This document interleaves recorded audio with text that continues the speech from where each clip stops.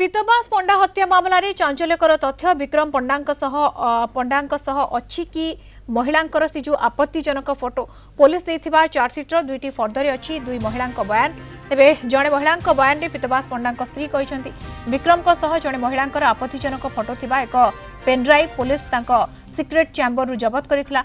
अनेपटे आउ जड़े महिला कहते विक्रम पंडा घर को जाइथिबा बेले रूम रे सही महिला जनक आपत्तिजनक अवस्था रे थिले। तेबे अभियोग एवं फोटो को विक्रम को वकिल दीपक पट्टनायक खंडन करछंती।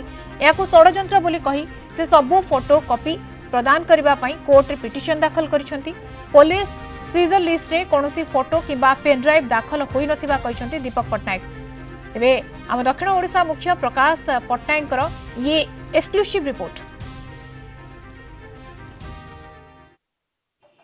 पीतबास पंडा हत्या मामला को नहीं चर्चा थमिबार ना धरु नहीं, ना कमा पड़ुची ना फुल स्टॉप पड़ुची।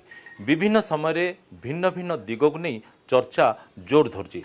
तेबे प्रकृत रे कौन आईनगत दिग रही वकिल कौन ताकू नहीं कि निजर प्रतिक्रिया रखुचंती तांको मोर शुणा। आम सहित जोड़ी होती विक्रम पंडांकर वकिल दीपक पट्टनायक। सर नमस्कार।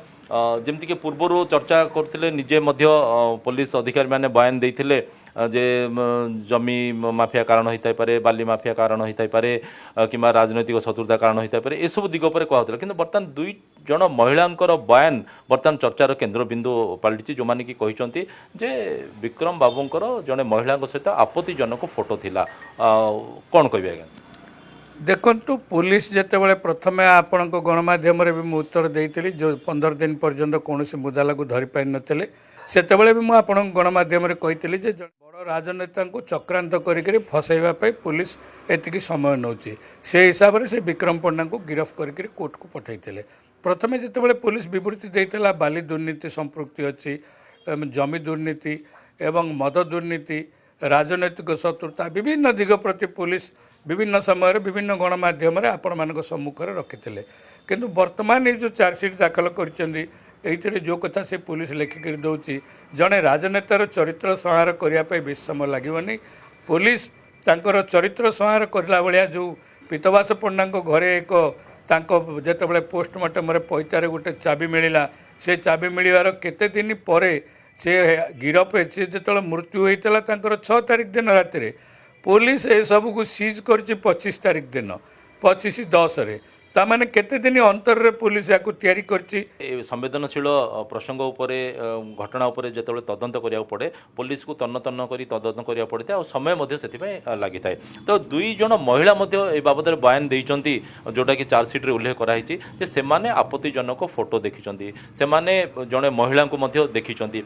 ता उपरे आपण कोन कहबे? देखु 161 स्टेटमेंट हूँ पुलिस जहाँ स्टेटमेंट देखिपारे आपन को पचारिकी से निजस्व स्टेटमेंट आपण ना गाँ देकर आपन को पचारिकी बुझिलु बोली लिखे से जगह कौन से लोकर दस्तखत रुए जो मैंने भी स्टेटमेंट देते से दस्तखत 161 स्टेटमेंट रुए ना जे सेगुड़िक सब 164 स्टेटमेंट रुए जहाँकि मजिस्ट्रेटों पाखे जो बयान देते पुलिस पाखे जो बयान दि जाए से बयान को आईन ग्रहण योग्य नुह।